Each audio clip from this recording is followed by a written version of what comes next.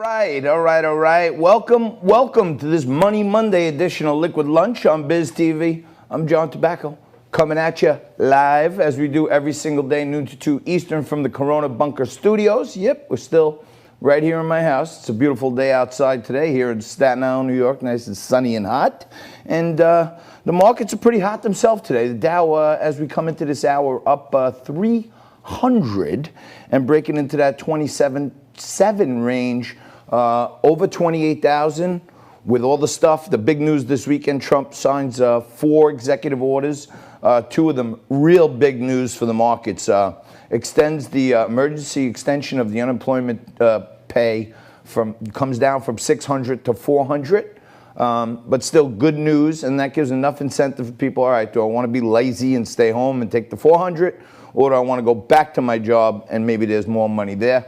Also, the big news, as I had talked about for the last couple of months, the one thing the president could do with the stroke of a pen, and I've said it over and over and over again on this show with Stephen Moore on other channels, we'll talk about it a little later, president enacts a payroll tax holiday, which I personally have been the only one on television talking about for months now. He finally took my plan. He must have been listening to me the other day when I was on Newsmax, but we'll talk about that a little more in segment 3.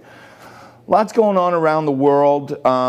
You know, there's some stuff going on in the Middle East with Beirut. We're going to talk about a little later on that apparently it turns out that there is bubbling evidence now that this explosion was no accident, and it was instigated by Hezbollah. We'll talk about that a little later on also.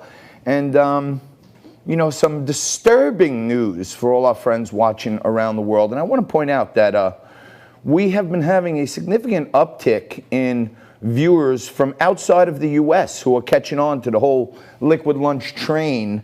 And our numbers are going up in the U.K., they're going up in India, they're going up in Canada, they're going up all over the place.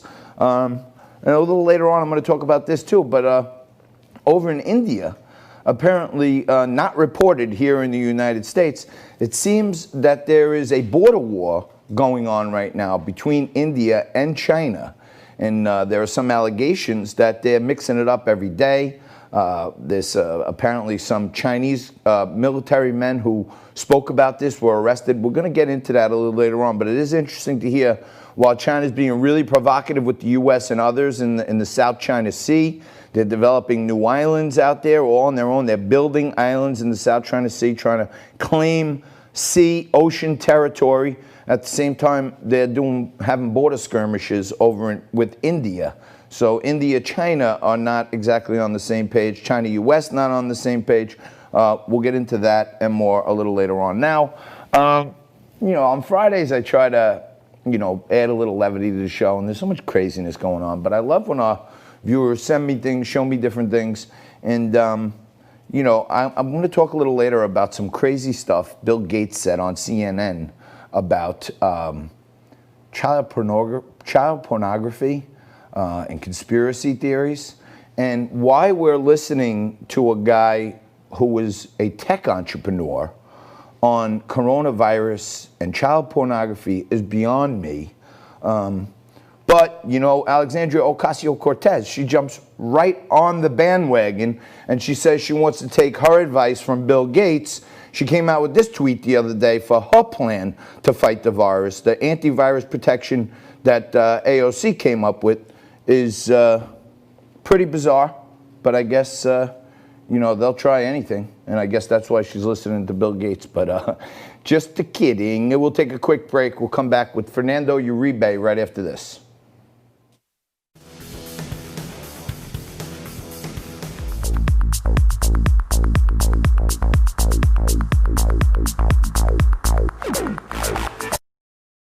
All right, welcome back. Just kicking it through the first hour here of Money Monday edition of Liquid Lunch. I'm John Tobacco, and every Monday we talk about your money. Dow up 300 today, Bitcoin up 200, just bumping up against 12,000, over 12,000. I think it rockets right into the teens. Dow looking good, bumping up against 28,000. We talk about your portfolios, your money. Overstock down $5 today at 100. I think the stock goes to 150 over the next month and a half.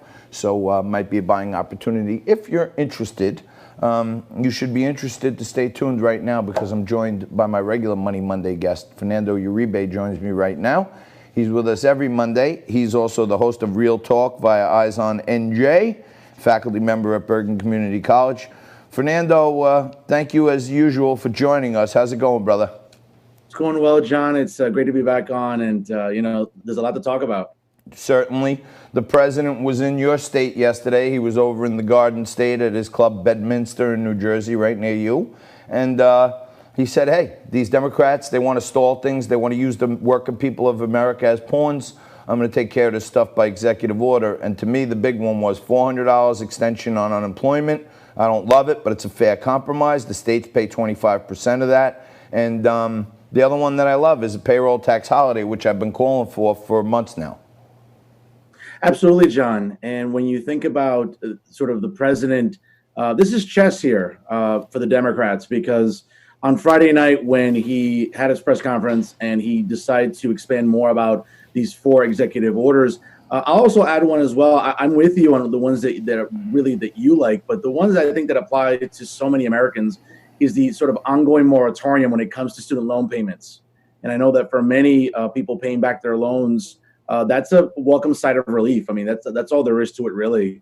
But to your point about the compromise when it comes to the additional unemployment benefit, that's going to help greatly as well. But as you've mentioned on previous occasions here, we have to make sure that Congress can get to something even before Labor Day. And I'm glad the president beat the Democrats to the punch here. And as you know, obviously, what happened on the Sunday morning talk shows, Nancy Pelosi, Chuck Schumer, all talking about, oh, this is outrageous by the president. Really what it is that they're mad that the president beat them to it. The president looks like a hero here. These 4 executive orders, I think, are on the money. Now, of course, like anything else, Congress has to buckle up their pants and get to work. Normally, they're on break at this time of August, but you know what? God forbid they get to work and try to negotiate something for the American people. Yeah, there's no question about that. And what he really did here, when you talk about chess, President Trump plays like three-dimensional chess sometimes, because now he's got the Democrats in a position here where they now need to do something, because Trump's covered the unemployment and the payroll tax to the end of the year. So that's through his election. He term limited these things, and he said if he wins, he can renew them. If he wants to, he may. But now, the Democrats are in a weird position where if the Senate comes back with any bill that says, okay, well, let's just adopt these and go forward, we may actually have Democrats in the House voting against their own bill because they're not getting all the other stuff they want. So going into November, you could have the Democratic base, who's just sketchy right now as far as their support for Joe Biden, and watching the leadership vote against a bill that could, help them keep their unemployment benefits as a law, not an order. Absolutely. And here's one more thing, John, that really I think should stand out for our audience is the fact that, the Democratic leadership, Nancy Pelosi, Chuck Schumer, and the others are going to have to sort of look in the mirror, because at the end of the day, this is going to be a PR battle. As we alluded to, the president beat him to the punch. And now the president looks like a hero, irrespective of whatever people may want to think about him. But now the Democrats are sitting there, saying, well, what are we going to do? And if we oppose him on this, how are we going to be perceived by the American people in an election year? Because let's be honest, all 4 executive orders seem very reasonable, and more so, they seem instantly beneficial. Do Democrats want to go on record and say that they're against this? Well, what are they offering? Right now, they're not offering anything other than they want to fill their part of the stimulus with pork. For example, Nancy Pelosi has come out on record saying she wants to give $1,200 stimulus checks to illegals. I'm sorry, John, that's not going to fly with independent and moderate voters in the South and Midwest when it comes to that population that Democrats need coming up for November. Yeah, I want to check in on this TikTok situation, too, with you, Fernando. Now, TikTok is turning around and say they're going to sue the Trump administration. I find that to be a knee slapper, because there's no way TikTok wants to get into any type of discovery with the U.S. government on how they share information or servers and stuff with TikTok. I think that the Department of Justice is going to say, get out of here with this thing, and TikTok probably loses in court. What do you think? You think it'll even go that far, or a buyer will just come up for it, or what? No, you just said it perfectly. The idea that TikTok is going to have to provide discovery should this move forward with litigation. Listen, someone like Attorney General William Barr is not going to just stand by and say, "Oh, is that what you want to really do?" Well, guess what? Once we get discovery here, you're not going to like us publishing these things out there, and more so in a court of law. And John, at the end of the day, the premise behind banning TikTok, again, the military banned it in 2019. The basic premise here is of national security, and I don't think any court in this country, whether it be the Court of Appeals or even if it goes to the highest court, is going to go against the executive branch and say, "Wait a minute, the executive branch is charged with national security," and that's the basic legal premise here. I'm not an attorney, but I don't think you need a law degree to figure out that in this sense, the government's going to win because it's our best interest in our national security that's at stake, not the interest of a private corporation. Now, on a personal note, I noticed, because I follow you, of course, on all your social media, I noticed that you were at the beautiful Waterside Restaurante the other night in Jersey City, I believe, doing a little outdoor dining. Sure. How is the kind of restaurant business doing in New Jersey with the outdoor dining?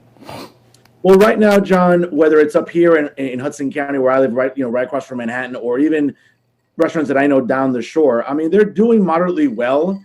But at the end of the day, Governor Murphy's going to have to make a decision, because indoor dining is really what's going to move this economy for the rest of the summer. And as we know, the summer months aren't going to be here much longer. And once September and October come around, yeah, it gets a little chilly. It's nice to have dinner outside during an autumn evening. But again, a lot of these restaurants, John, are going to go under permanently. We're seeing it in New York City, where restaurants that have been staples in the borough of Manhattan for decades have now gone bankrupt, and they're not returning. The same fate could follow here in New Jersey. And I think that's something to keep an eye on, as we know that the state is still not completely open. And we know that Governor Murphy continues to get a lot of scrutiny, not just with traditional print media, but also via social media.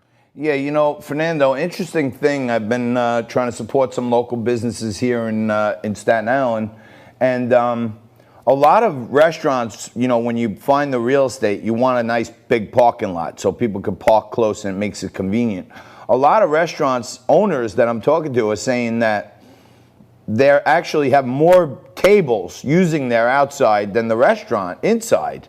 And they're nervous that if they go to 25% inside and they take away their temporary sidewalk cafe licenses, that they may actually go down like double. And a lot of people are hoping that they can keep the outside going into next year, because they're actually finding new ways to utilize their properties. Absolutely. And even up here, once the weather gets a little chillier during the autumn months, listen, restaurants are very innovative and they can get very creative when it comes to outdoor heating. We see heating stations all over these restaurants. I see it up here in Hudson County, and I've also seen it in parts of Bergen County nearby. Listen, John, at the end of the day, it's really going to be up to these restaurants to be resourceful, because it seems like Governor Murphy here in New Jersey is not going to give them a lot of latitude. And even with that 25% occupancy indoors, it's still not going to suffice in terms of the revenues that these restaurants need to sustain themselves. It's something to definitely keep an eye on in the coming months. All right, well, you're a man about town. Keep us up to speed when you're out there on what places are good in New Jersey. In case, I don't know if you know, but now they have roadblocks. When you're coming back to New York from New Jersey, they have roadblocks, and they're checking you to see like how long you were out of state, what you were doing.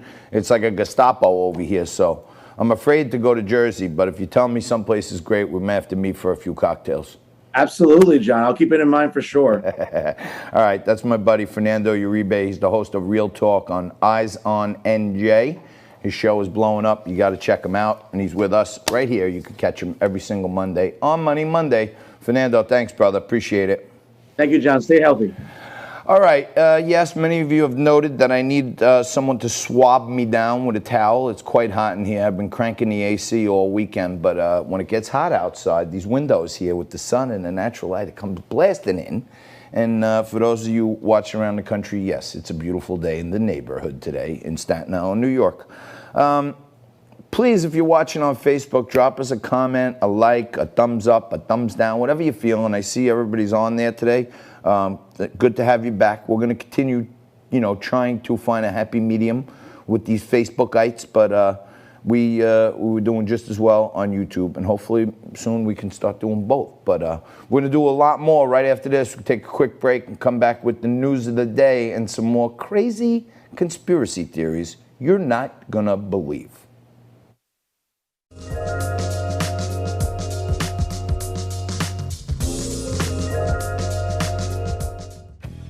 For more Liquid Lunch, head over to YouTube, do a search for Liquid Lunch TV, and hit that subscribe button.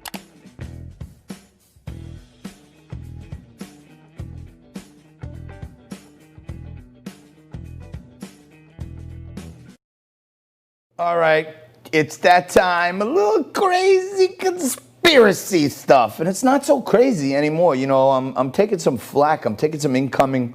We're getting a lot of new viewers, so their comments out there like, you're crazy, you're a nut job, and all this other stuff. I'm not crazy, I'm not a nut job. I act that way. By hour two sometimes, after a few honey jacks, I may be a little crazier. But you're gonna need a drink for this segment because we got a lot to talk about, okay? So one of the things that you may not know this, and this is a little learning experience for some of us, but some of this craziness that's going on, they're talking about, you know, if all these people in the elite pedophile ring are also part of the Illuminati, and this Illuminati network is, you know, does all these crazy things, and they control the banks, and the Rothschilds and the Bilderbergs control all the central banks. And this is a story that was printed in the Chicago Reader, okay, The Secrets of the Illuminati. This was printed some time back, but this is how far back I'm fact-checking things, okay? And the editor is having an argument, the writer is having an argument with someone else, a writer, and he says in here, if you know anything at all about the workings of the Illuminati, you must surely know they are virtually always hide their secrets in plain sight. They do this as a sign of their power to the illuminated ones, and also as a great cosmic joke at the expense of the public, or robots as they are condescendingly referred to. So they know, or they think the vast majority of the people are too dim to pick up on how they just slam you right in the face. So to have a higher order or a higher power in this whole Illuminati landscape, the more you can do it in public and rub it in with the expectation that some people are so dumb they're not noticing it, you gain a higher stature for really rubbing it in people's faces as they don't understand.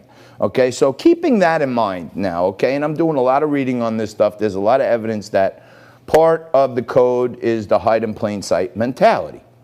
Now, if you watch CNN, you're out of your mind, first of all, because it's fake news and it's the worst fake news out there. But I watch all these wacko networks to get my juices flowing, to get crazy, to find topics that I want to rip apart when I come on here, okay? And now here's Bill Gates, okay? A guy who had tremendous success as a tech entrepreneur. He wrote an operating system, or he connived somebody else out of an operating system. And I don't know if you know this, but DOS means dumb operating system. That's how it started. So MS-DOS that you see, DOS is dumb operating system. So that's how it all started. He's an operating system man, okay, for if he's anything else. But for some reason now, we are listening to Bill Gates pontificate about the merits of vaccines and depopulation and all this other stuff. He's on CNN with Fareed Zakaria, okay, on GPS. And he's talking about this, that, and the other thing. And they ask him about antitrust, about calling the Facebooks and the Twitters and the Googles of the world, calling them up to Washington, D.C. for a conference, if they should be broken up, if they're anti-competitive, if there's an antitrust case in there. And for some reason, I want you to watch this clip and then we'll watch it again. For some reason, in the middle of talking about why some of these companies shouldn't be censoring and why they shouldn't be calling balls and strike, listen to what he says that the tech companies should not be prohibited from prohibiting. Watch this. It's the weirdest thing. Just tell me if I'm crazy. Watch this. Lots of structural issues, competition issues to look at. My general view is that even though there may be some things there, like not letting messages be encrypted, so you can see conspiracy theories and child pornography, are making sure these markets are fair and let competitors come in and, perhaps rethink some of the acquisitions. So you follow me on this, right? Bill Gates is in the middle of a discussion on antitrust, and he said maybe they shouldn't be encrypting things so you can see things like conspiracy theories and child pornography. That's what he says.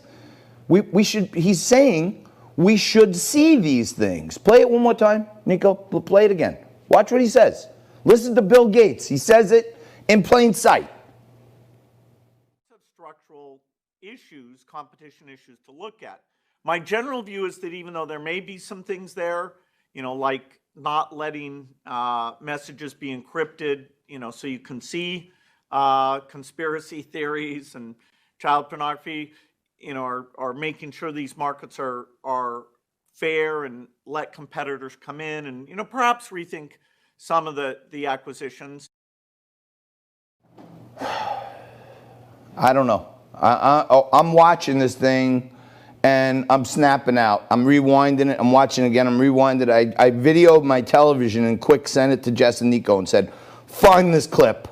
Because here's Bill Gates saying that whatever they do to these tech companies, they shouldn't do things to limit us from seeing conspiracy theories and child pornography. So he is saying he wants to see that stuff. We shouldn't be bothering him.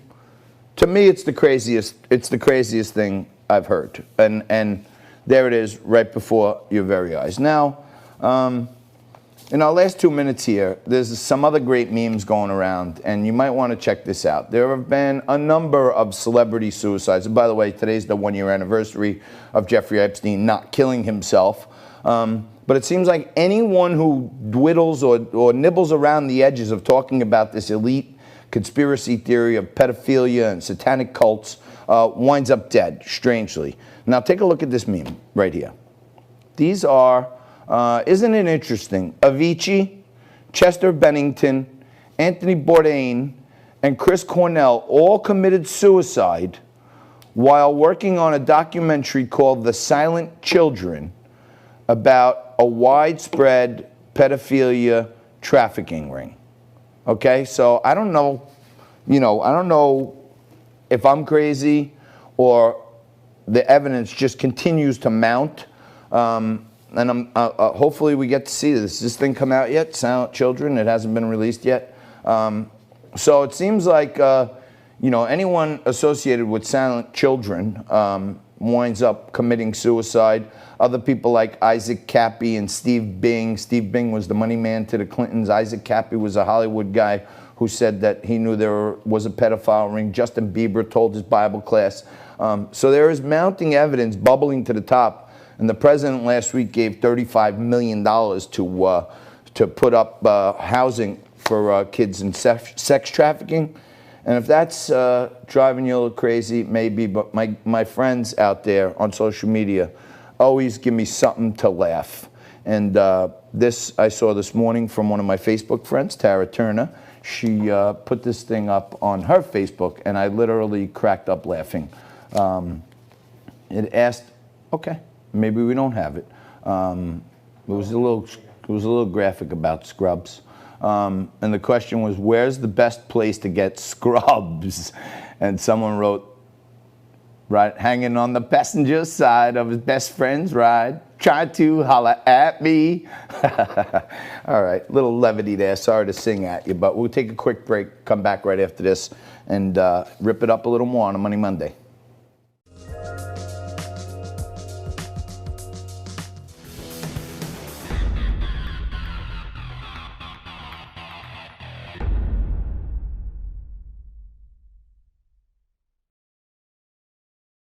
Welcome back. Just breezing through this first hour. Lots to talk about today. I hope you had a great weekend. Coming into the hour here, Dow up 250, Bitcoin up 250 as well at 11.9. Could break into those 12s there. Overstock down $3. We'll keep our eye on all of those, but in my view, both Bitcoin and Overstock. Tremendous buying opportunity.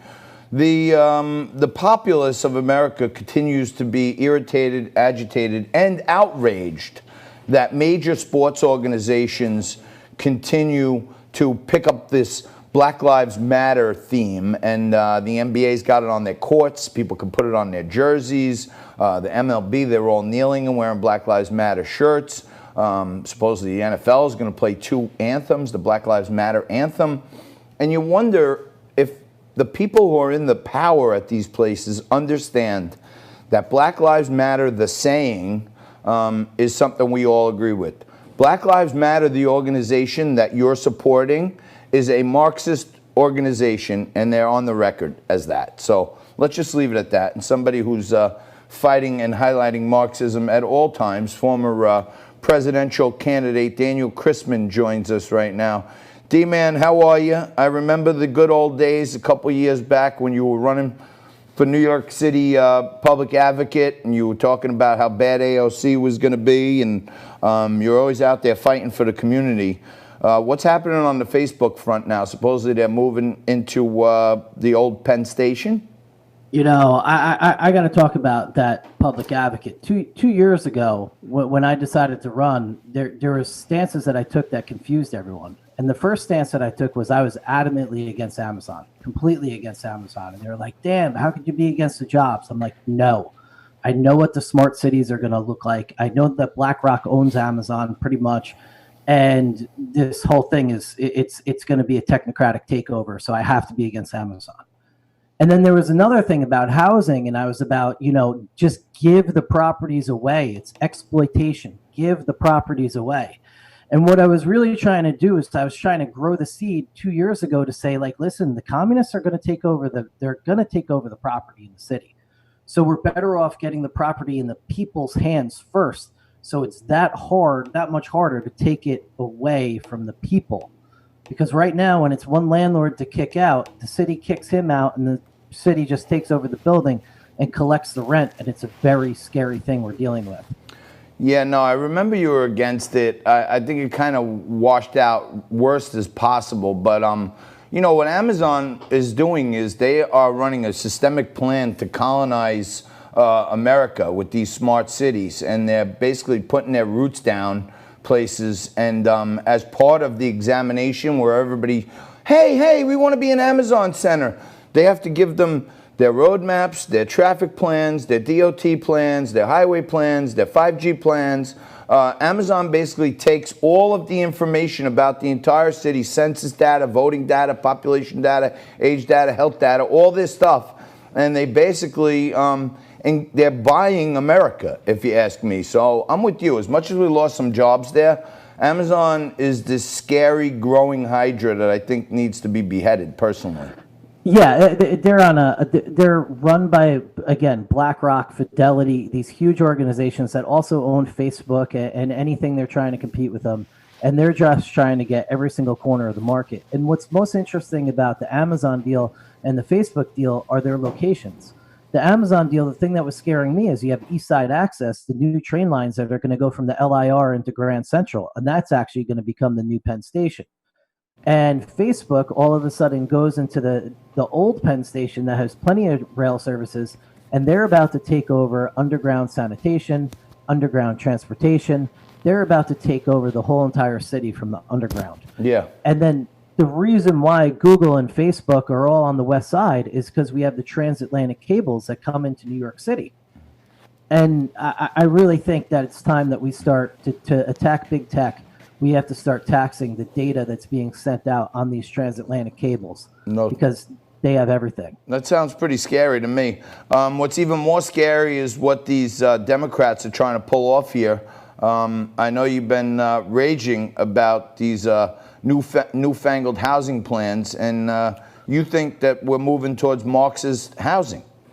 Yeah, I think what the city is trying to do is smoke all the landlords out of their hole. And while they're doing it, they're going to subsidize our rents, and all that money that's left is going to go straight into mortgage debt. And then the same guys that are taking over the city with Facebook and Amazon, the BlackRocks and the big bankers of the world, are going to get all the money. And then where they're updating this whole city with trains, They're putting new train stations in Cypress Hills, a train that's going to go to LaGuardia Airport from Mott Haven in the Bronx. They're going crazy, and they're rezoning it, and they're building these towers, and then they're going to call them affordable housing towers, where based on your income qualified, and they're going to redo the whole entire city, and nobody's going to have any ownership along the way. So Facebook, Google, Amazon, they'll all come along and scoop up all these properties and foreclosure sales and pick them up and colonize areas right around the trains and build housing centers. They'll get all kinds of rebates from the government because they'll call them affordable housing, and then offer a whole bunch of jobs in those areas, and then they basically, without knowing it, enslave the people into basically controlling their whole life. Yeah, I think it's going to go slightly differently. I think Okay. you're on the right track. But I think what's going to happen is we're going to do the UBI by taxing Facebook and Amazon and these big tech companies. And then that's what's going to pay for our UBI and the affordable housing that we need, just like their rhetoric is. So what we're going to do is we're going to allow these big conglomerates to come in. And then basically our survival, our basic income, our healthcare is going to depend on these giant conglomerates' success. So then they're just going to have the whole entire market, and then the city is going to make money off of the housing. They're never going to let Facebook or Google own it. They're not going to do that. Understood. But the jobs will go to low-income people, and it'll be all kind of part of their universal basic income, so that they just make us more of a herd of sheeple. Yeah, humanity is lost at this point. Like, we really are deep behind enemy lines, and it's time for us to quit fancy pantsing around. Like, seriously, take your mask off, get out there, and get your city back. It's getting ridiculous. Yeah, I'm with you on that. I don't get this whole mask thing, but AOC now coming out with her new plan that she wants to cancel rent for everyone in New York City. Not suspend it, defer it, cancel it. Yeah, checkmate. This is exactly what they're doing. They're going to cancel rent, and they're going to milk whatever is left of the economy to pay for landlords' mortgages. All that money is going to go deep into their pockets. Everyone's going to cut bait on their properties. They'll probably give them tax write-offs, and the city's going to take over everything for the Green New Deal. And people think that this is all, this is happening, and we need to start taking action on it fast, because we need to get the ownership in the people's hands that we've been exploiting for the last 50 years, where the money has been going straight to the elite, and we need to give them deeds so when everything gets restructured, they have ownership, and they could either say no or be bought out and be bought out properly. Right now, they're going to be sold up the stream again, and it's just horrible. Yeah, it's getting scarier by the minute here. They're defunding the police. We have the Attorney General of New York State wants to rip out the #1 advocate for gun owners in America. You got the District Attorney of New York City. He fails to bring cases against people who are big donors of him, like Epstein and Weinstein, and Dr. Haddon, this Columbia professor who was alleged to have raped or sexually assaulted like 20 people, but he was a big donor to Vance. And it seems like all of our authority is going the way of the wind these days.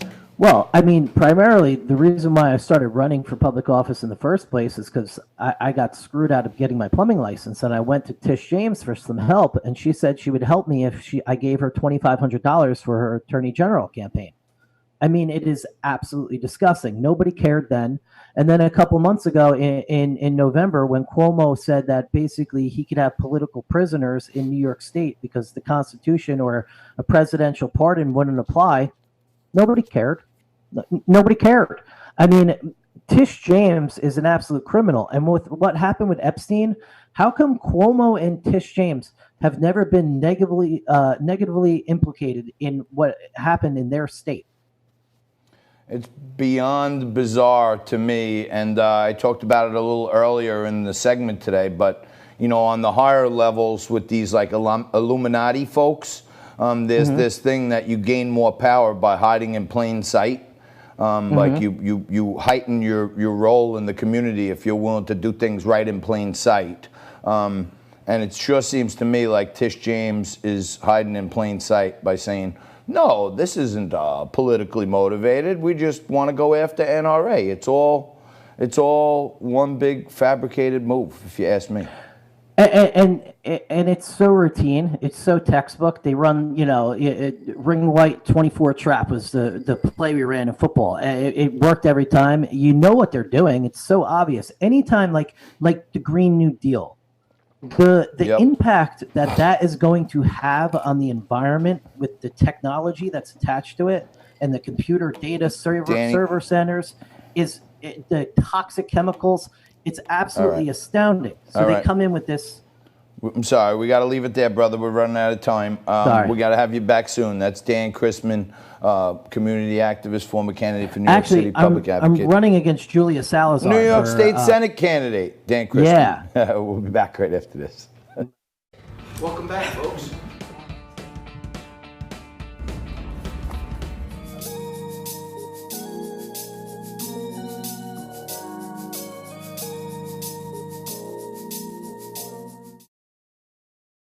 All right, welcome back. You're watching Liquid Lunch on Biz TV. A little wardrobe malfunction I had there.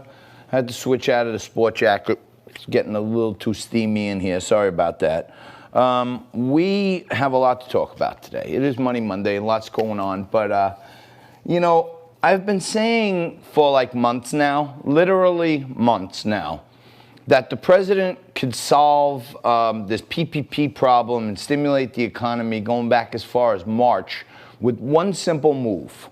By the stroke of a pen, executive order, ask the Treasury Secretary, Steve Mnuchin, order him to stop collecting payroll tax. I had Steve Moore on in March, and I gave him this plan, and he laughed at me. Watch this. 80% of the jobs in America are provided by small businesses. Yes, and I yes. think, there might be a plan out there that would give some comfort if those small business owners can get maybe like a 6-month tax amnesty. They don't have to pay their corporate taxes for 6 months, because when this stuff keeps trickling down, people are ordering more stuff from home, they're going out less, and the local guys, the small businesses under 50 million in revenue, they're the ones that can't withstand it. Could we possibly, I think the numbers would be like 150 million to not let any small business pay taxes for the next 6 months. Do you think that would have a pronounced effect to the upside? Well, it might. Look, first of all, I certainly agree with your premise. I think we have something like 27.5 million small businessmen and women in this country, and I totally agree with you that they are what I call the spinal cord of the American economy. The American economy would not function without those men and women who create these great businesses, whether they employ 2 people or 200 people. And, I think that the numbers are like 70% of Americans are employed by small businesses. Whether or not we should do an amnesty, look, I just think that this is, no, I don't agree. I like that policy. I want to thank you very much, Mr. Moore. If you reconsider my plan, you have my permission to steal it, share it with all your friends, and one way or another, I know you guys will figure it out because you're the best in the business. Thank you so much. Have a great weekend. Stephen Moore. So that's back in March. Stephen Moore's on here. I said, hey, how about a payroll tax holiday? Give everybody a stimulus. And he said, nah, I don't agree with it. And then, towards the end, I had to go in. One more time and ask him, tell him, hey, if you want to steal my plan and whisper it over to Larry Kudlow, President's chief economic advisor, please do steal it because our country needs it. And, he came around a little bit later on, and he said it wasn't the worst thing he ever heard. And then, just last week, I'm on Newsmax, and I'm on there with Bob Sellers on National Report, one of their top morning news shows. And I told him categorically, point blank, pointed right at the camera, Mr. President, here's what I said on Newsmax just last week. Like the idea of a payroll tax, at least a holiday, would you just do away with it for a while? Well, I've made, on a number of networks, I've said this, but not the fastest growing network on cable television, Newsmax, my favorite. I know the president listens. President Trump, all you need to do is you don't need Congress. Instruct your Treasury Secretary, Steve Mnuchin, to stop collecting payroll tax and you can give 3 to 6 months rebate for all those businesses that paid over the last year, and everyone will be stimulated. It will be a landslide victory for Donald Trump. And voila, just like that, President takes to the stage on Saturday evening at his club in Bedminster. What happened, Nico? Why are you laughing? Because I know you're saying you influenced that decision. I did influence that decision, and everybody knows it. If you look, the tweet, my buddy Matt Conklin over at Newsmax put out the tweet with that clip, said, hey, at Real Donald Trump, and the thing got like thousands and thousands of views. So between Stephen Moore and Larry Kudlow and Kimberly Guilfoyle, who not only comes on the show but watches the show, and Donald Trump Jr., who watches the show, somebody went to the president and said, hey, I don't know why I didn't tell you this sooner, but JT thinks you should do an executive order. And then Saturday night, he came out, he did the executive order. By the way, executive order comes out on Saturday. Dow at 27.7, up 300 points today. So some good things are developing, and JT, you know, from time to time has his finger on the pulse of things. And yes, Nico, you don't. My producer Nico's laughing at me because he doesn't think the president came up with this, you know, but followed my lead. In March, that's why we showed a clip from March. In March, I floated this plan to Stephen Moore, who's Larry Kudlow's right-hand man. They're best buddies. They formulated the entire Trump tax plan. And if you don't think at some point Steve Moore said to Larry Kudlow, hey, listen, this guy Tobacco, he has a few cocktails on Liquid Lunch, but he's got some good ideas. Maybe we should steal his idea and use executive privilege and put in a payroll tax, because I think he's right. So, I don't know. Nico's over there laughing at me. My team, they don't understand the impact of my words and how much of a reach we have. And, you know, our reach is getting bigger by the minute, okay? As I mentioned a little earlier in the show, our outside the U.S. audience is growing for some crazy reason. But I guess, you know, we're interesting in other countries. And if you're watching us on social, or if you're watching on Biz, and you want to hear what's going on the commercials, tune into Facebook. You can find us on Facebook at Liquid Lunch TV. And you can find us, if you missed the show, later on Liquid Lunch TV on our YouTube page. And if you're watching right now, we were doing really good with Facebook, breaking their algorithms. And you break the algorithms with a lot of shares and a lot of engagements.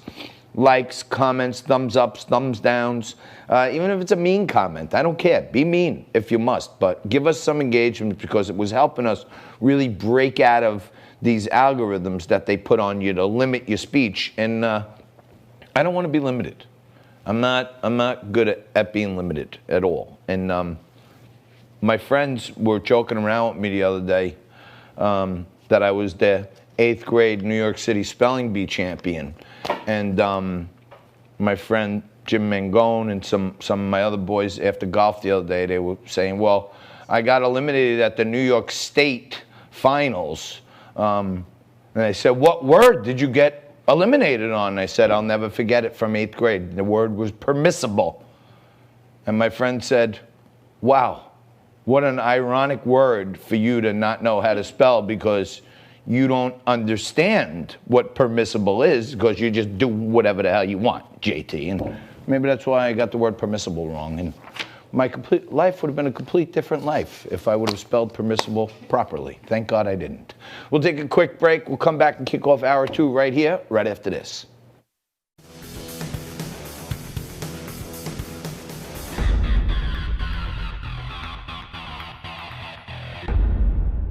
Welcome back. Just breezing through the second hour here, kicking it off. We're kicking it live today on a Money Monday. Lots going on. And you got to hear this. Breaking news. NCAA Big Ten. Nico, you said? Big Ten? Yeah, the Big Ten. Big Ten, NCAA Big Ten football conference. This just in, cancels the season. Maybe it'll be in the spring. We don't know. But apparently the Big Ten is not going to be playing ball this year. And watch out for all the dominoes to fall on that now. Most of the major Division I colleges are probably not going to play their season. So more than likely no NCAA football this year. And as we kick it into the second hour, we put it into second gear here. Lots of other breaking news. We're talking on the global front last week how there was this ammonium nitrate stockpile that blew up in Beirut. It preceded the UN trial of 4 Hezbollah members who were on trial by the UN. A verdict was supposed to be Friday on the bombing and killing of former Prime Minister of Lebanon, Hariri. And we didn't know if it was a distraction. I was quite sure, along with the president, that this was some kind of attack. Jess, you have some breaking news for us on the Beirut front. What's happening? Lebanon's prime minister and his cabinet resigned as last week's explosion triggered protests seeking to overturn the country's political elite. Wow. So in the middle of all this, these Hezbollah terrorists may have got their way. They caused so much unrest that now the prime minister and the whole cabinet are going to step down. That probably causes a pause or a halt or a delay in the sentencing of the 4 Hezbollah terrorists. Even though they were being tried in absentia, Hezbollah probably doesn't want them on the record. They don't want those people to become wanted folks. And, we're trying to cover it all, but there's cover-ups going on all around the world. And another one that I want to keep you up to date on when we're looking at the global scale, the global scene and what's happening out there. There's a report out of China that a Chinese military officer reported that in a border skirmish between China and India, they were mixing it up on the border, fighting it out. And this guy says that he works in a factory where they make vehicles for the Chinese army. And this guy claimed that Chinese soldiers died in a clash with India because of corruption. So in other words, this guy came out and said, hey, while we're clashing with India at the border, our trucks are not safe, they're not fortified right, they're blowing up when they shouldn't be, and people's lives are being put in danger. And there's 2 really interesting points to take away from that. One, unless you heard it right here on Liquid Lunch, you don't hear anywhere else that China and India are in the middle of daily border wars. So there are clashes, military clashes going on every day between China and India on their border. A guy says that the Chinese vehicles the Chinese army are using contributed to that. He gets thrown in jail. And as I've said many, many times before, China is a cauldron of evil. And at the same time, they're giving their soldiers inferior vehicles to fight a border war with India. They are taking Uyghurs into custody, throwing them in the equivalent of concentration camps, and forcing them to work 20 hours a day in factories making Nike sneakers. So LeBron James gets paid $38 million a year, and that's why he won't open his mouth to Hong Kong about what's happening in Hong Kong. That's why he won't say a darn thing bad about China, because China's paying his bills. At the same time, China is enslaving religious prisoners, the Uyghurs, and putting them to work in their factories. So you do the math. Keep boycotting that NBA. We're going to take a quick break. We're going to come back right after this with more Liquid Lunch.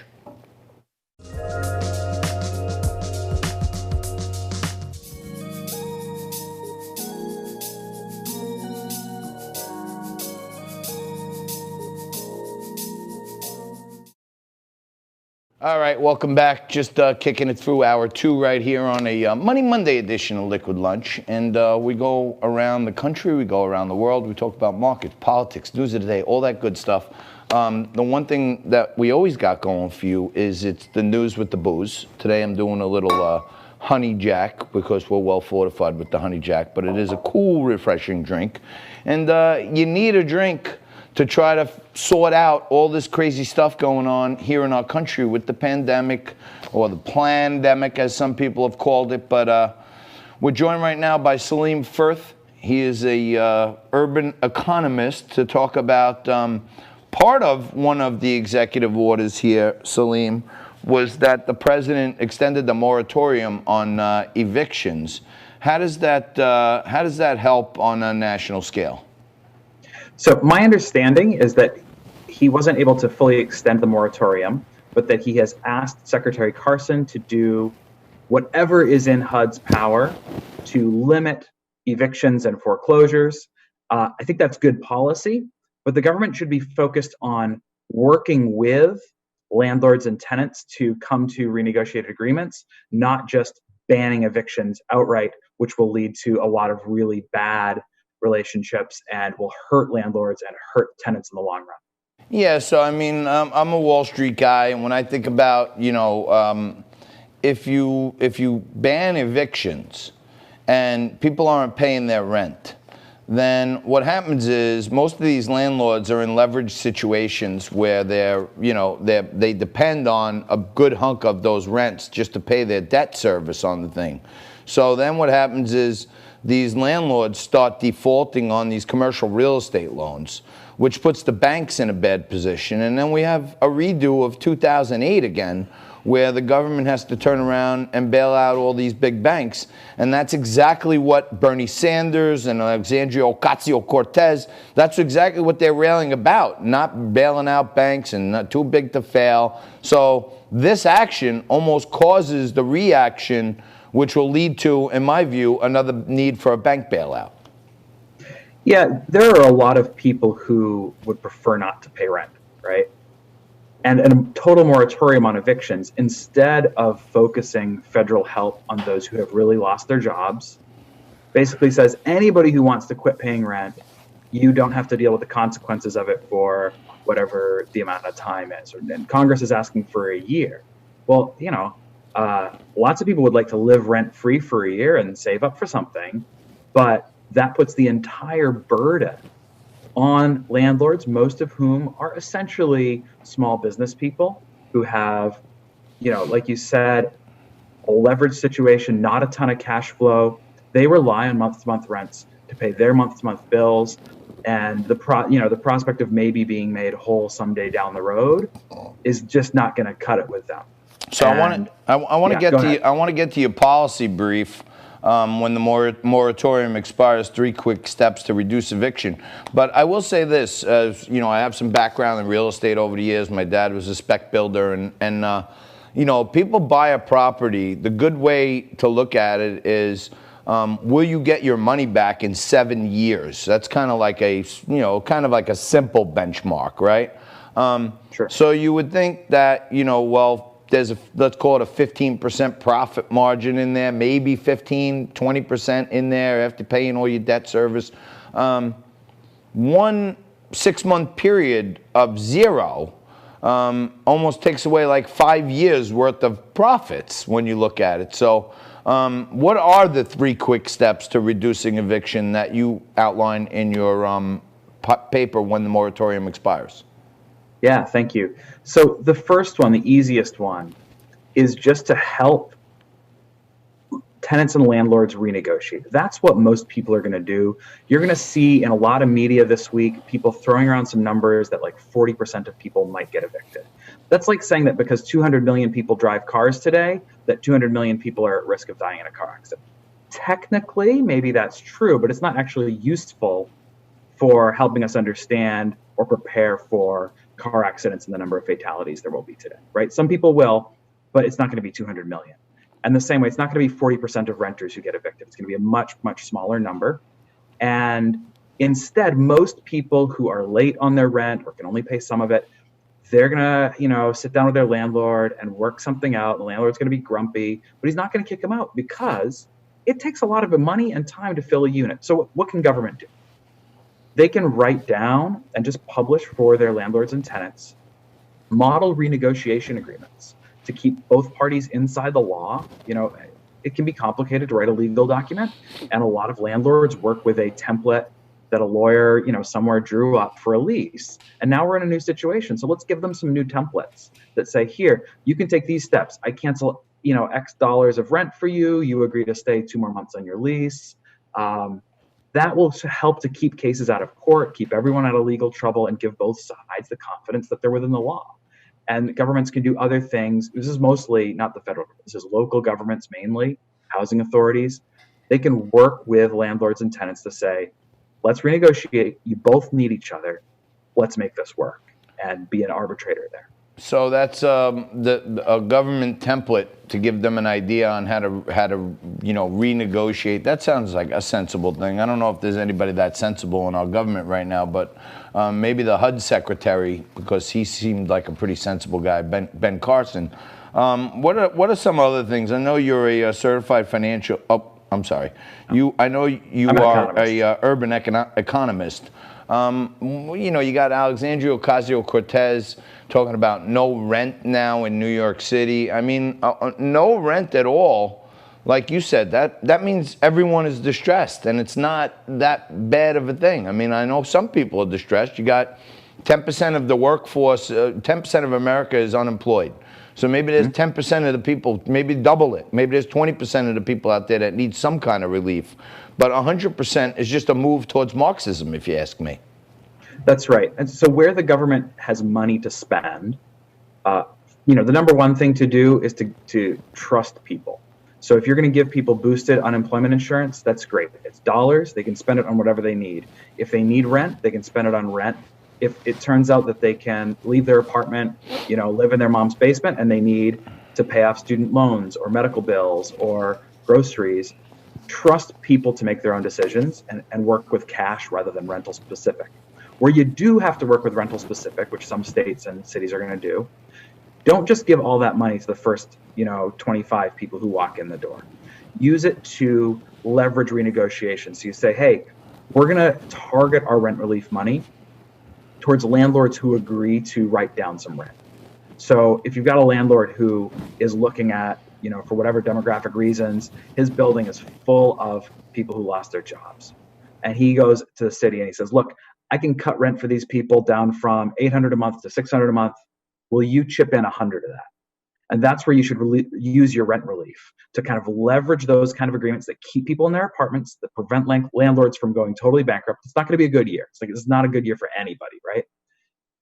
But keep them from going bankrupt, keep them in business. So then, to some extent, what you're saying is let's give out this money on a pro rata needs basis, not just everybody who comes in automatically, okay, you're free of 100% of your rent. What do you need? Okay, you lost your job, but you're getting $400 a week, and this, you got food stamps. So what can you pay? Oh, you can only pay $800. Your rent was $1,100. Okay, let's go to here's how you renegotiate with your landlord, or vice versa. Right. And we could probably do a disproportionate amount of good by rationing that in smaller doses to people need it than just dumping out everything all in one big lump to people, and then everybody else is going to be left holding the bag. Using it as leverage. So if a landlord says, hey, I lost $10 million this year, don't give them $10 million. Say, okay, if you'll forgive $5 million of that, we'll pay you the other $5 million. Or figure out some ratio that works and that people are willing to play with, and use that government money to leverage private money. And then the final step is just the eviction process is controlled by the courts, and they can prioritize, right? They can't evict everybody overnight. This idea that the sheriffs are going to come out and put millions and millions of people on the street overnight, they physically can't do it, and they should be smart. In most states, this is controlled by the courts, typically not the governor. Most state courts have already done something like this, saying we're going to prioritize cases where there's damage to property or violence, or somebody's been at least 6 months, in arrears on rent. They're not prioritizing I finally missed one rent payment. Oh my gosh, I'm going to be out on the street. So setting up a smart prioritization system can keep the eviction process running where it should run, which is for tenants who hurt their neighbors and scare people out of buildings, right? You can get displaced by a really dangerous neighbor. And eviction is an important process to protect renters from irresponsible people who live next door to them. All right. I think that part has to be maintained. All right, Salim, thank you so much for breaking this down for us. We got to have you back soon. We're out of time here, but that's Salim Firth. Check out his policy brief when the moratorium expires. 3 quick steps to reduce eviction. Thank you, brother. Appreciate it. We're going to take a quick break. We're going to come back with the CEO herself. Galit Sadik is going to be here, or AKA the financial sharkstress, right after this. 5, 4, 3, 2.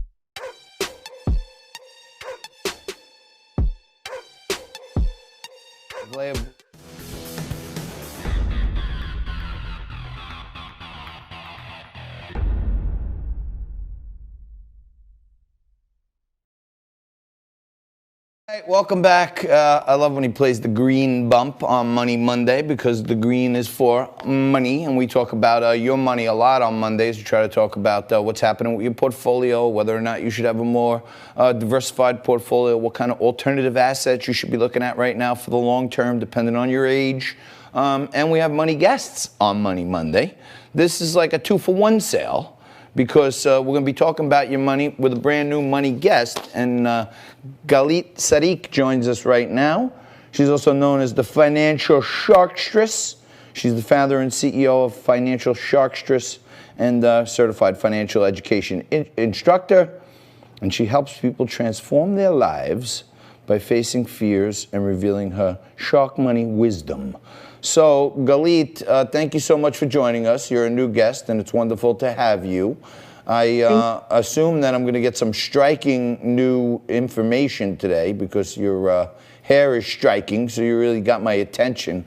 What do people need to know out there? First of all, I can tell you this. I know that 65% of the households of America, the women make the financial decisions. So I always put way more weight into women who are making financial, decisions. So what does the Sharkstress have for us today?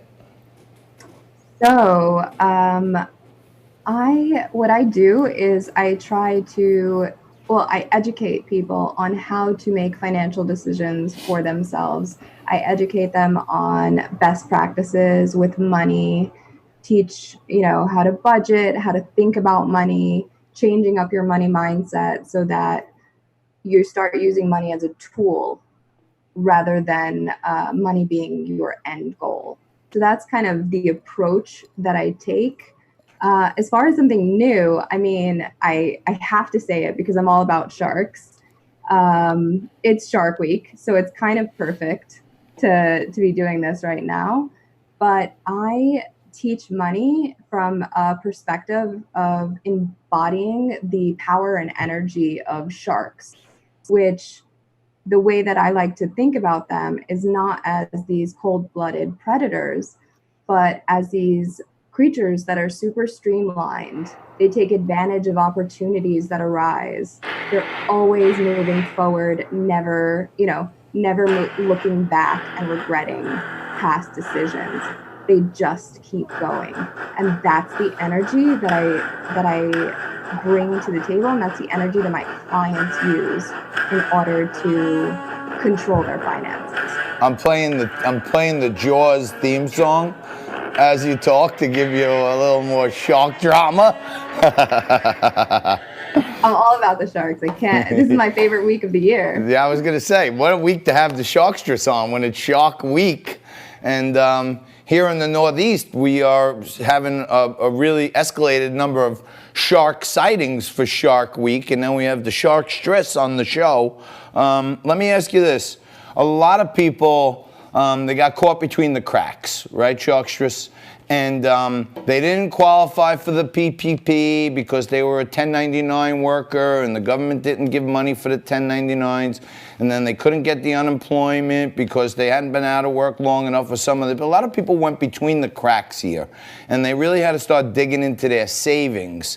How do people get themselves out of that mindset? Because I've been fortunate in my life. I've made some great deals. But when I start a new business, I don't look at the bankroll for that new business as my life savings. I look at it as the money I have to work with when I went into it. And if we're having a bad week or a month, I don't think, oh, this is fine. I just kind of treat it like its own thing. How can people get themselves out of the mindset and laziness of spending their savings and get going again? So the biggest thing that they can do is take a look at what they're currently spending their money on, because I think that's the first step, right? You have to know where the money is going to know how you can improve it. So the first thing you want to do is take a look at 2 months of bank statements, credit card statements. Look at where your money is actually going, and definitely take a look at the smaller amounts, like the subscription services that you might not need anymore, things like that. And then what I want you to do is become intentional with the way that you're spending your money. If you're about to make a purchase and you take a second to think, is this going to help me reach my goals? Is this an actual necessity for me? Is it putting food on the table? Is it putting a roof over my head? Is it making sure that I have transportation to places I need to go?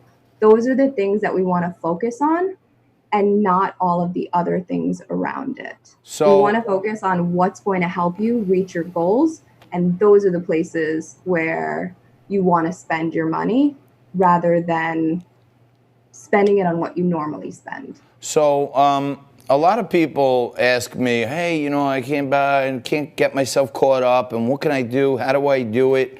And for years, I've always said, hey, like you said, take a couple months of your bills, take all your money that comes in, and then go write down your bank statement and all the money that goes out.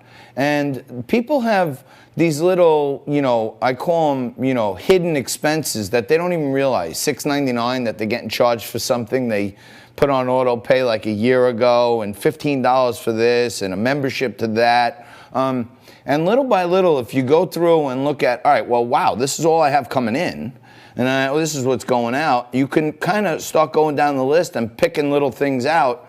And, you know, if you save, you know, $100 a month, that's $1,200 a year, and you're kind of moving yourself in the right direction again. Yeah, that's the way that you want to look at it. And I know that budgeting is it's not a word that people like, right? Because it comes with this connotation of you depriving yourself. And that's not the message that you want to send, because it's not sustainable. So what you want to do is come in through another type of thought process of, this is not depriving me of anything. What this is doing is allowing for money to be where I need it to be. It's allowing for money to be a tool and not the entire picture, right? It's putting your goals first and giving your money a job. That's what being intentional with money means to me. It's, my money wants to work for me. I have to give every single dollar a job. And where do I want to place that job? What do I want the money to do for me? Do I really need it to go to the dollar store and buy some knickknacks? Yes, we all love the dollar store. You got to go to the dollar store and buy some knickknacks. I went in there for paper. I went in there the other day for paper plates, plastic cups, and then I saw these nice little low-rise beach chairs, and they were $15 each. So I bought 4 of those. And then I saw some other stuff, and it winds up I go in the dollar store, I spend $180. So it's I got to put my dollars to work too. All right, we got to leave it there. I want to thank you so much for joining us, and to go out of this segment, I'm going to play your new theme song for when next time you're with us. This is the financial sharkstress herself, Galit Sadiq. Thank you so much for joining us. We got to have you back. Thank you so much for having me. We'll be right back. We taped an interview last week with Andrew McKenna, and he's coming for you with me and Frankie right after this.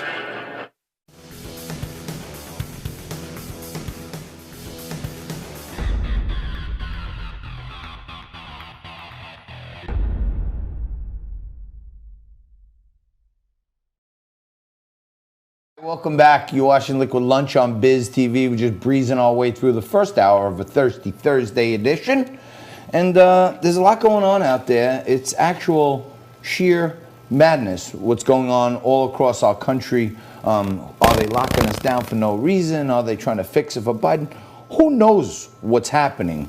But what we know is this, that there is as much evidence out there that there are mental and substance abuse problems happening because of the lockdown as there is from the actual medical issues from the lockdown. And someone who knows all sides of this joins us right now.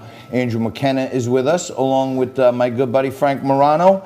And Andrew was a federal prosecutor, wound up being a federal prisoner because he had some, he's a Marine Air Force veteran, and had some painkiller issues that led to some craziness that actually put you on a downward spiral that you wind up robbing banks. Yeah, that's right? And you went from the guy chasing the criminals to the guy getting chased by the prosecutors. Right. Yeah. It was incredible story. Really, it's and it's so common as we're seeing. You know, we see people out working. They hurt their backs or their knees, whatever, and they start taking prescription pain meds, and you know, eventually it's a downward spiral if you're not super careful. There's been a lot of changes, I think, in terms of prescribing practices with doctors, and the awareness is raised. One thing, you know, that we really have to focus on is the stigma of addiction, and you know, supporting people who speak up and say, I have an issue, or I'm getting nervous about this. I just had a call this morning, and I get calls all the time from a family concerned about their loved one, their son, sports injury in high school, and he's kind of off to the races right now. So very interesting.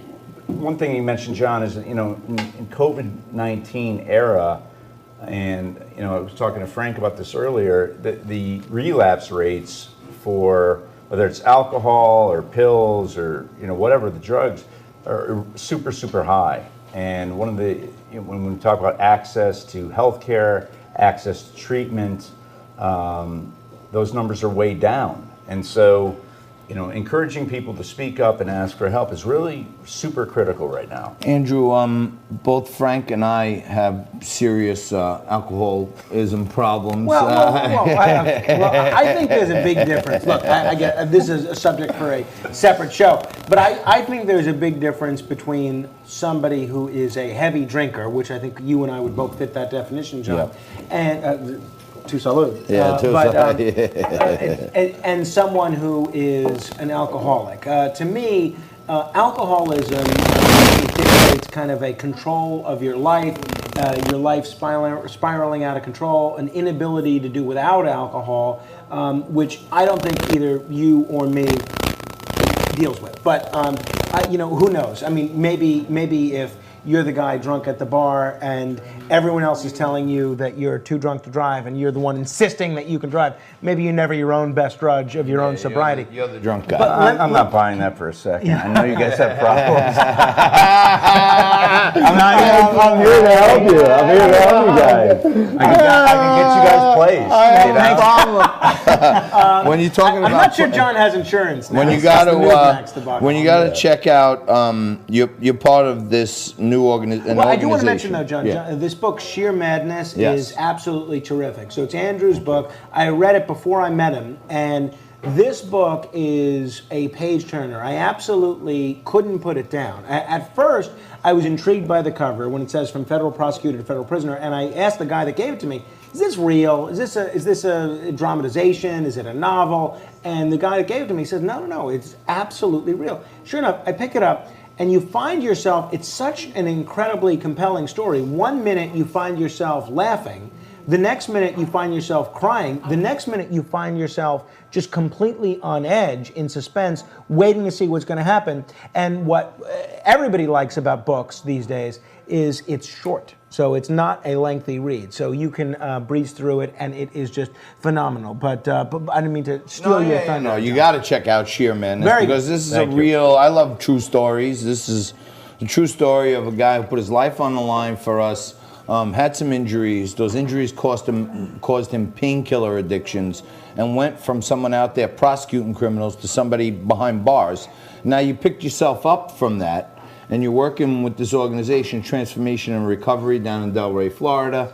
The organization is for military veterans and first responders who have issues with this stuff. How important is to get the word out that there is help out there for these people? Yeah, especially for veterans and first responders. I mean, we see what's happening across the country right now. A lot of it just turns my stomach. So, these guys, and gals, I mean, they're risking their lives day in and day out, whether it's the, veterans, and of course I was a veteran, I was a Marine officer, and then, police officers too. They have to speak up and ask for help. The great thing I love about Transformations is that we actually treat those specific groups with, specific protocols. And, we're coming from a place of compassion. We understand the unique challenges they face, and whatever I can do to help, reach out to me. And this is what I do. This is what well, let's talk about the situation involving veterans health care. I've heard for the last few years, now this is purely anecdotal. I don't have any statistics to back this up or any firsthand knowledge. This is purely secondhand, totally anecdotal. But I've heard that a lot of veterans have been going to VA healthcare treatment facilities with injuries. Maybe it's injuries they sustained in combat or elsewhere, but they have pains, they have this, they have that. And because of things like healthcare rationing or whatever else, instead of doing the necessary surgeries, be it for a knee, a back, or whatever else, they're giving these veterans prescription pain medication, and they've turned an entire group of people, these veterans with chronic pain problems, into drug addicts. How true is that from what you're seeing? No, it's absolutely accurate, and tens of thousands of veterans coming back. And we know, we talk about the physical injuries, 1 in 5 at least, and I think that number's low, 1 in 5 coming back from Iraq or Afghanistan are experiencing PTSD, depression, and we're talking on very serious levels. And we talk about the VA, and they've done a lot of work, and there's been changes over the last 2 or 3 years, and a lot of it's the Trump administration pushing for changes, which was one of his campaign promises. But anyhow, he followed through, and we're seeing good changes. Here's the problem. It's access to health care for veterans, and it's opening up the private sector. But one of the challenges that we have is that private sector places have to be vetted by the VA. They have to be vetted by Optum, which is a wonderful insurance outfit, but they have a huge task in front of them. But there's really qualified treatment facilities, Transformations being one of them, that has an actual veterans program, and not just in words, but they have it, but we have to get the approval. We have to get the approval from Optum. 13% right now of private mental health providers meet their criteria. We certainly do. But that's it. It's access to health care. Let's get these people, the most valued people. Fought for us, fought for our liberty, fought for all the stuff we want our country to stand for. Yeah, let's go. In our last couple of minutes here, Donald Trump talks about how the VA has a 91% approval rating. I don't know how well that stands up to what you know from guys who are veterans and use the system. Is it better under Donald Trump?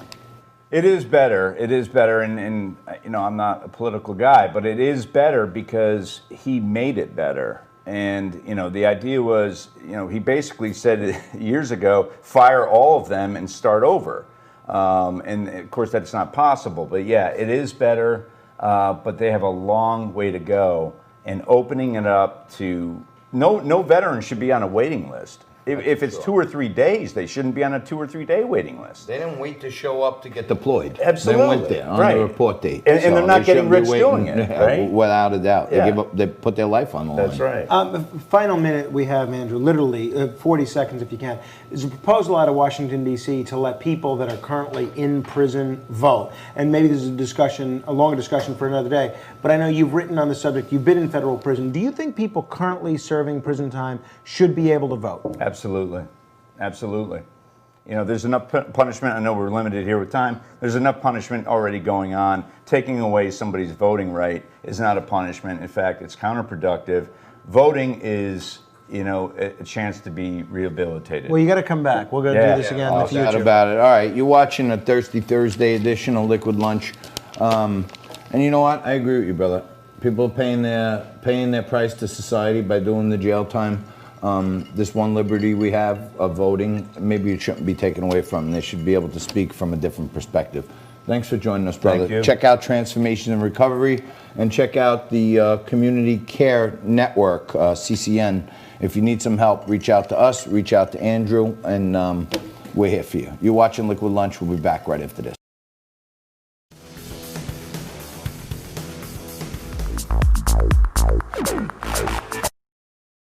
More mounting evidence, and as I've told many of you on this show, you got to check out this movie, Out of Shadows.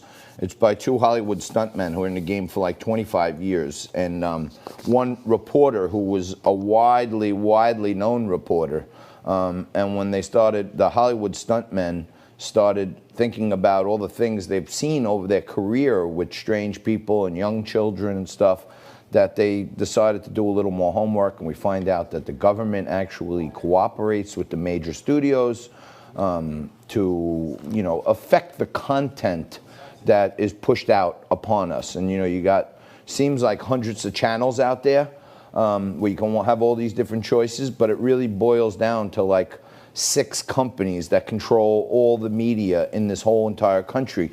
One of them, coincidentally, is Disney. So Disney, you may think it's just like, oh, Disney World. No, they own ABC. They own some of the biggest broadcasting properties around. Disney is a big, huge company. Now, at the same time, you would think Disney cruises, they go out and they recruit a lot of kids, right? Because they want families to come with kids, and they got the big slides on the Disney cruises and all this other stuff, right? So, okay. I never went on a Disney cruise. I don't like cruises. I don't know if you ever went on a Disney cruise, but drop us a comment if Disney cruises are good or suck. I never went on one, so I can't weigh in, okay? I would have extra sensory overload if I had to look at Mickey Mouse for 7 days straight, 24 hours a day. Okay, now, believe it or not, you know, Disney has this little island in the Caribbean off of St. John's. I forget what, something Key. It's like a peaceful place, and there Disney cruises stop there, okay? Now, if you want to be stranged out, okay, take a look at this, okay? This was just sent to me by someone. So Disney Cruise Lines, okay, actually advertises that if you want to go on a special Disney cruise, okay, you can go snorkeling at 2 islands. Okay, this is not made up. This isn't. This fact check is all over the website, all over the internet. Okay, Disney Cruises actually offered a 2-stop snorkeling tour. Okay, take a look at that. That's like real stuff. Okay, and here's what it says: be whisked away aboard the captain's RIB powerboat to a pair of sun-soaked snorkeling isles, and prepare for an adventure like no other. Oh, you better believe that. Journey to the picturesque Turtle Cove, Buck Island, and immerse yourself in an underwater wonderland where you're invited to swim and snorkel amidst a school of sea turtles for approximately an hour. Afterwards, on the final stop, before we bring you back to wherever we got you, we're going to stop off and make our way to the second snorkel stop of the day, Little St. James Island, a.k.a. Epstein Island, a.k.a. Pedo Island, where curious fish dart back and forth. I bet probably a lot of eels darting back and forth around there. In the clear blue water and colorful coral formations nestle next to amazing underwater formations. Afterwards, enjoy a beverage and a snack before making your way back to St. Thomas Harbor. So now you riddle me this, okay? With all this craziness going on with this Epstein Island, Ghislaine Maxwell, stuff keeps trickling out. All of Hollywood was supposedly on Epstein's jet at some point, and many of them allegedly went to the island. We're waiting for that evidence to be unearthed this week. But tell me, Jeffrey Epstein was a registered sex offender. Why would Disney choose Little St. James Island to be a stop-off on their kids' snorkeling tours? I don't know. It sounds like, you know, for all kinds of liability purposes and everything, before you would advertise the name Disney is going to go to a certain place, you would probably vet it out, look it up and down, clear as day. You go on Wiki, it says this island is owned by American financial entrepreneur Jeffrey Epstein. So Disney had to know. Why would they bring kids to Pedo Island? It's the strangest thing I've ever heard, but it gets stranger. If you start looking at some of this stuff, a lot of the names that pop up in Jeffrey Epstein's flight logs and alleged visits to the island, you see a lot of the same people as pictured here. And this is a bunch of Medal of Freedom ceremonies that Barack Obama held for some of his buddies. And what do you got there? You got Bruce, you got Tom Hanks, you got Steven Spielberg, you got De Niro, Hillary Bill Clinton. Bill Clinton, Oprah, Buffett, Bill Gates, Warren Buffett. That's a strange one for me. But we go on. Look who else got medals of freedom over in the hot dog house, the White House, I mean. Let's take a look at this. Joe Biden got one. And Margaret Thatcher got one. That's strange. I haven't seen her on any logs, but this might, you know, implicate her. And that's John. That's John Lewis. He also got the Medal of Freedom. I won't put him in that same category as the rest of some of these freaks. But and one final group. Do we have number GFX 5? Yeah. And my most favorite one of all, as we continue to go down the rabbit hole of conspiracy theory, the woman whose TV show set looks incredibly similar to the temple on Epstein Island. She got a Medal of Freedom too. So some strange things going on. Yes, Jess. Yeah, please do. Jess wants to speak. Jess is speaking. Several of Ellen's producers were actually just accused of sexual assault within the past few days. Really? Yeah. And I hear the mounting evidence that Ellen may not come back, Jess. That's also true. That is true. She may not come back. She's thinking about canceling the show. Wow. Forever. Wow. And now, at the same time, when, you know, every piece of sworn testimony says that Bill Clinton was on Epstein's plane and went to Epstein Island. Numerous firsthand human accounts have said they saw him there personally. And, you know, for some reason, he didn't go to jail or get indicted for perjury. But just to remind everybody, when Bill Clinton was playing around with one of his interns, you know, back when he was president, he was, in 1998, he said these famous words: "I did not have sexual relations with that woman, Miss Lewinsky." And we know how that turned out. He actually did. And here in 2020, he says, "I did not have sexual relations with children or go on Epstein's plane or go to Epstein Island." So take it for what it's worth. But in 1998, he said he didn't do it. He did it. And there's mounting evidence that he's lying again. We'll take a quick break. We'll come back and wrap it up even deeper down the rabbit hole right after this.